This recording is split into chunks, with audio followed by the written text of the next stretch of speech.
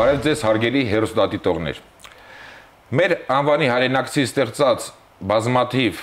կոթողային աշխատանքները արժանացել են համաժողովրդական սիրո եւ բոլորիս են հանրահայտ։ Հայորդիներ հաղորդաշարի այսօրվա հաղորդումը նվիրված է անվանի հայ ճարտարապետ Ռաֆայել Իսրայելյանին։ Մեր հաղորդման հյուրերն են Հայաստանի ճարտարապետների միության նախագահ Մկրտիչ Մինասյանը եւ ճարտարապետության դոկտոր պրոֆեսոր Աշոտ Գրիգորյանը։ Բարի գալուստ հարգելի պարոնայք, շնորհակալություն հրավերը ընդունելու համար։ Իսկ այժմ հարգելի բարեկամներ, ծանոթանանք Ռաֆայել Իսրայելյանի կյանքին եւ գործունեությանը նվիրված ակնարկին եւ շարունակենք մեր հաղորդումը։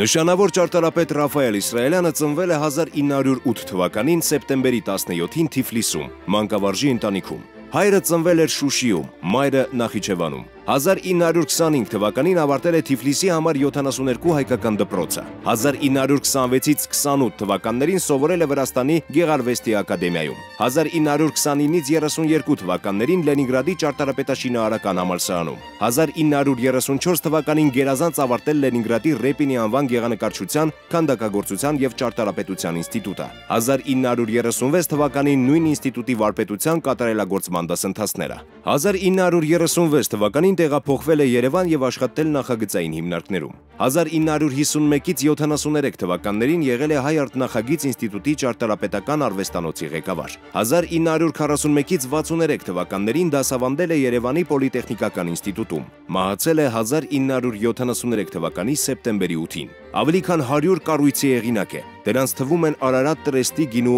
մառանները, Հաղթանակ, Սարդարապատի հերոսամարտ, Ապարանի հերոսամարտ, Մուսալեռան հերոսամարտ, Հաչնի հերոսամարտ համալիրները, Հայոց ցեղասպանության հիշատակի առաջին հուշարձանները Երևանում եւ Էջմիածնում։ Նրա նախագծով կառուցվել են եկեղեցիներ Միլանում, Նյու Յորքում, Մոնտեվիդեոյում։ Նրա աշխատանքներից են նաեւ Երևանի Սուրբ Սարգիս եկեղեցու վերակառուցումը, Երևանի մուտքերի ուղենիշ կոթողները, Չարենցի կամար հուշակոթողը, բազմաթիվ աղբյուր հուշարձաններ, երկաթուղային կայարանների շենքեր, հուշարձաններ Բանանցում ու Շուլավերում։ 1951 թվականին Հաղթանակ համալիրի համար արժանացել է ԽՍՀՄ պետական մրցանակի։ ԽՍՀ արվեստի վաստակավոր գործիչ ու ճարտարապետ Ռաֆայել Իսրայելյանը վայելում է համաժողովրդական սեր եւ հարգանք։ ԽՍՀՄ-ում թողարկվել է բացիկ։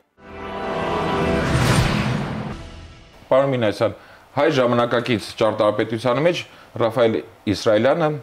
իրոք բացառիկ եւ իր արժանի տեղն ունի։ Ինչպես արդեն նշեցի, նրա ստեղծած բազմաթիվ կառույցներ առանց որևէ չափազանցության արժանացել են մեր ժողովրդի սիրո եւ գնահատականին, եւ Ռաֆայել Իսրայելյան անունը եւ իր գործերը պետք է համարենք որպես երևույթ։ Այդ Իսրայելյան երևույթը, ֆենոմենը ճարտարապետության մեջ ինչով եք բացատրում։ Գիտեք ինչ, յուրաքանչյուր ստեղծագործող, յուրաքանչյուր ճարտարապետ ստեղծագործելիս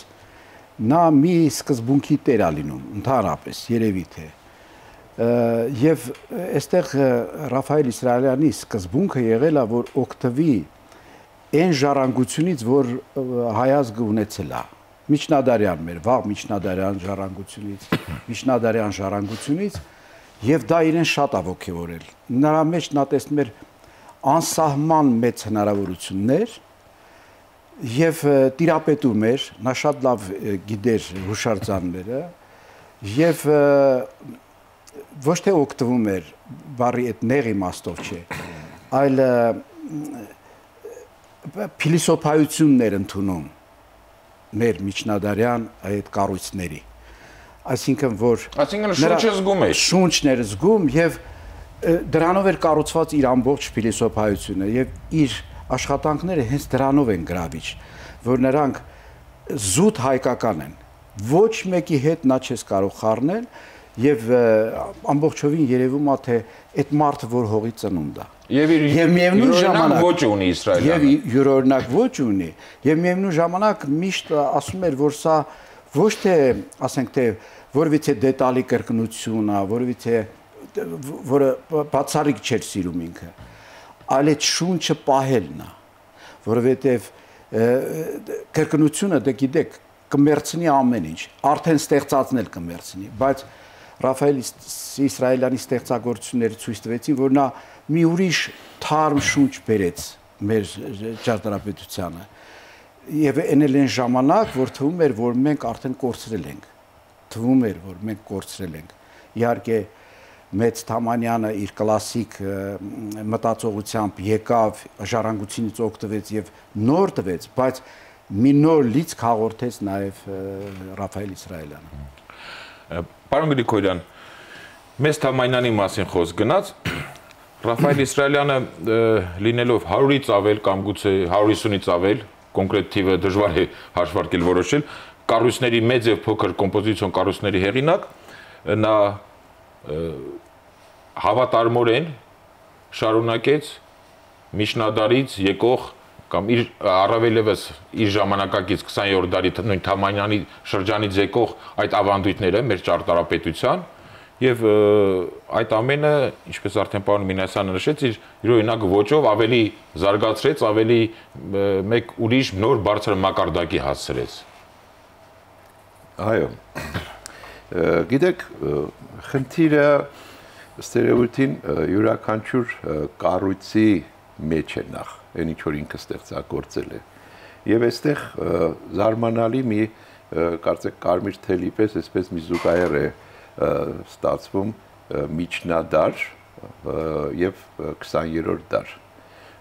Եվ եթե մենք նկատի ունենանք այն ժամանակաշրջանը, որում ստեղծագործում էր Իսրայելյանը, ապա կտեսնենք, որ ինքը քաջատեղյակ էր փաստորեն մշակութային եւ գիտական բոլոր նորություններին, այն ինչ որ կար 60-70-ական թվականներին, 50-ականներից սկսված, բայց միևնույն ժամանակ զարմանալիորեն կարողանում էր այսպես կամուր ձգել միջնադար։ Եվ ինչպես էր դա անում, ստերեոտիպը կապը պահպանում էր։ Կապը պահպանում էր, ստերեոտիպին դա իրեն գաղտնիքն էր։ Տեսեք, Սարդարապետի հուշ համալիրը ընդհանրապես, բայց առանձնակի, եթե կանգնենք թանգարանի շենքին, իբրև ճարտարապետական ստեղծագործություն։ Այստեղ կա շատ հետաքրքիր մոտեցում, որը իբրև թանգարանային կառույց կամ շենք, որին մոտենում ես հազիվ թե առաջի հայացքից ընկալելի լինի, բայց երբ որ խորանում ես կառույցի հորինվածքի մեջ, պարզվում է, որ այն ինչ որ իրեն հատուկ էր եւ գիտեր, որովհետեւ մինչ այդ նա նախագծել եւ կառուցել էր եւ կառուցում էր այդ շրջանում նաեւ պաշտամունքային կառույց եւ վերակառուցում էր, գիտենք Սուրբ Սարգիսը, այստեղ շատ հետաքրքիր է թանգարանի շենքը իրեն առանցքային ուղղվածությամբ ճիշտ արևելք է, ինչպես որ մեր պաշտամունքային կառույցներն էին ամբողջ միջնադարի ընթացքում։ Ամբողջ համակառույցը որևէ բացված արտաքինից չունի, բացառությամբ երկու պատուհանից։ Թվում է թե հետո ինչ, որովհետև երբ որ կառուցում էր շենքը, ես հիշում եմ կար խոսակցություն, որ փորձ արել Իսրայելյանը ամրոցի, այսպես տպավորություն ստեղծել բարձունքի վրա, ինչպես որ միշտ Նրանց տեսք ամրոցի տպավորությունը թողնում է։ Նաև ամրոցի է, բայց հետաքրքիր է ամրոցի, ճակերտավոր ամրոցի երկու բացվածքների տեղադրությունը։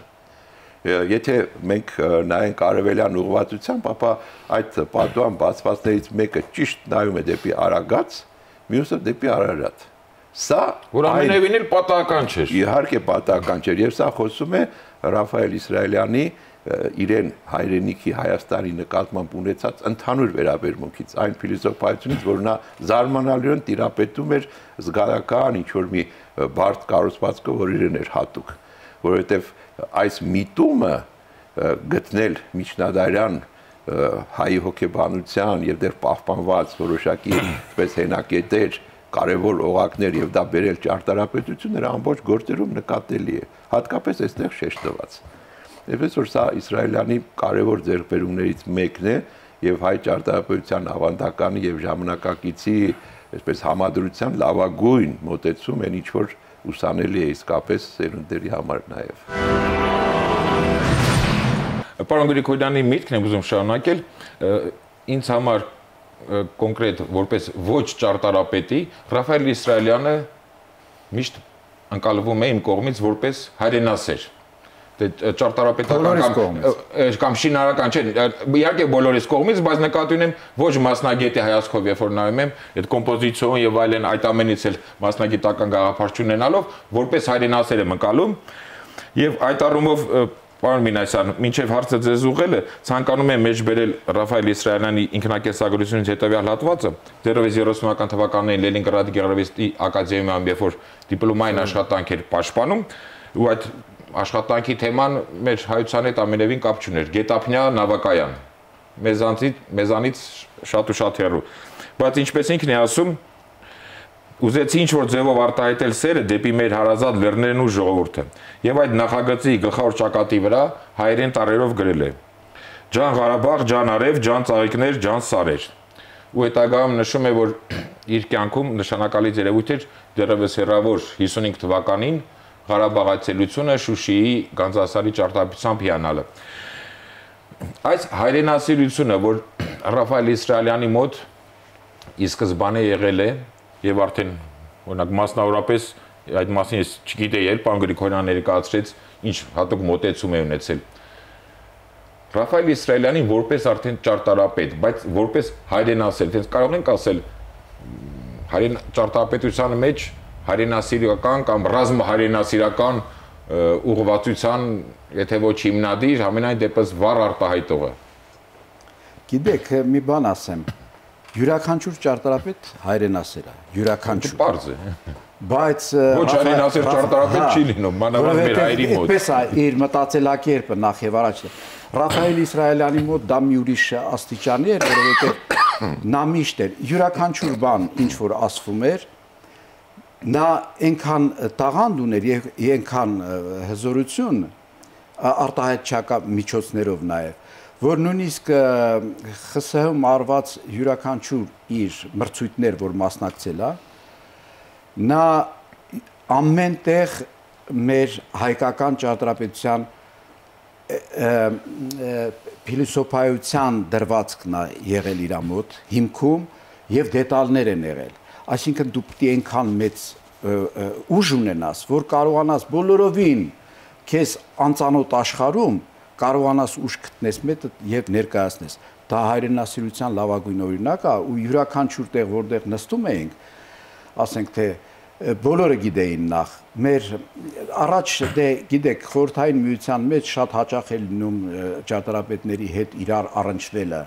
Մոսկվայից էին գալի, Մոսկվա են գնում եւ խորհրդային միության Մոսկվայի ճարտարապետները բոլորը սիրահարված էին Ռաֆայել Իսրայելյանի վրա նախ իր ստեղծագործական մեծ տաղանդի վրա եւ երկրորդ որ նա անզուսպ հայրենասեր էր համարվում բոլորի կողմից հայրենասեր բարի լավագույն իմաստով որ ընդունում է նաեւ դիմացինին բայց միևնույն ժամանակ ուզում է ցույց տալ որ մենք ոնց են ասում փոքր ենք բայց մեր ուժը նաեւ սրա մեջ է եւ իր ուսանողներին էր դա ասում շատ չէր ասում գիտեք շատ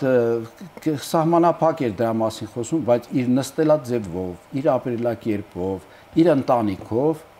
ամեն վարքյան միայն եւ միայն դա էր։ Իր աշխատանքներով։ Իր աշխատանքներով վերջին հաշվով, որովհետեւ ասենք թե մոնումենտը որ կա, կարող էր բոլորովին ուրիշ ձև լինել։ Դուք տեսեք ինչ ֆորմաների մեջ է արված եւ այնտեղ դու բոլորովին ուրիշ բան ես տեսնում քո մեջ Քո մեջ տեսնում ես ոնց որ քո հայրենիքը նորից զարթնել է բոլորովին չանդրադառնալով որ ասենք դա խորհրդային մեծ կայսրության ամենանշանավոր կոթողներից մեկն է դու առաջին հերթին դու զգում ես քո ազգային բնորոշումը դրա չնայած դա համարվում էր եւ հիմա էլ է համարվում խորհրդային միության մեջ ամենամեծ բաներից մեկը հուշակոթողներից մեկը Նույնը դա իր կողմից արած բազմաթիվ հայրենական պատերազմի հերոսներին նվիրված հուշարձաններն են, որոնք դրված են, աղբյուր հուշարձանները, որը տեղը ինքն էր ընտրում, որտեղը իմիջիալոտ բացառիկ զգացողություններ տեղի, այսինքն ճարտարապետի առաջի գործոնի, որպիսի այնպիսի տեղ ընտրվի, որ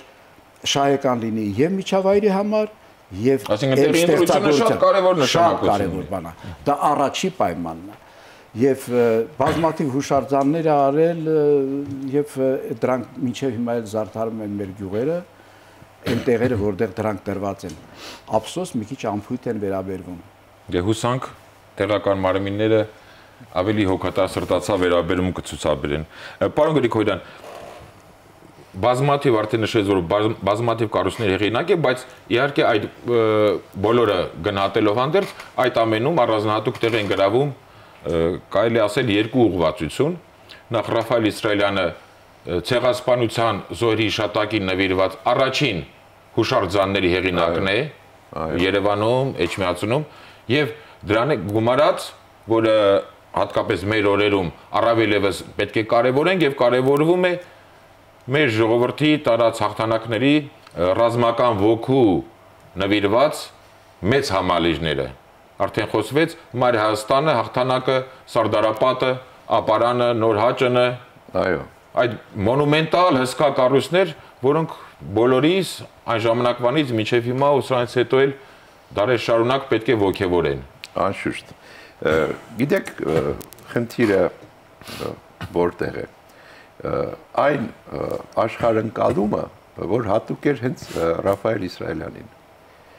որովհետև հաղթանակին կամ որևէ ազգի պետության համար կարևոր իրադարձությունը ճարտարապետականորեն ֆիքսելու գաղափարը հենց այնպես չի լինում։ Դա պիտի հեղինակը ապրի, նա պիտի ունենա որոշակի աշխարհայացք, որոշակի ընկալում պատմության նկատմամբ, ազգային ավանդույթների նկատմամբ եւ տեսեք նրա դիրքորոշումը շատ ցայտուն երևում է հետեւյալ թևավոր արդեն դարձած խոսքից։ Նա խոսքերն են։ Այո, երբ ասում են Հայաստան, ակամա ոտքի եմ կանգնում։ Սա ֆանտաստիկ արտահայտություն է։ Ուրեմն լսելով հայրենիքի անվանումը մարդը ոտքի է կանգնում։ Բայց սա այս դեպքում վերնագիր է ընդամենը։ Հայաստան անունը, հա, 1915 թվականին է լսել, ինչպես ինքն է նշում։ Եվ աստիճանաբար այս արտահայտությունը, այս իմաստը երկրի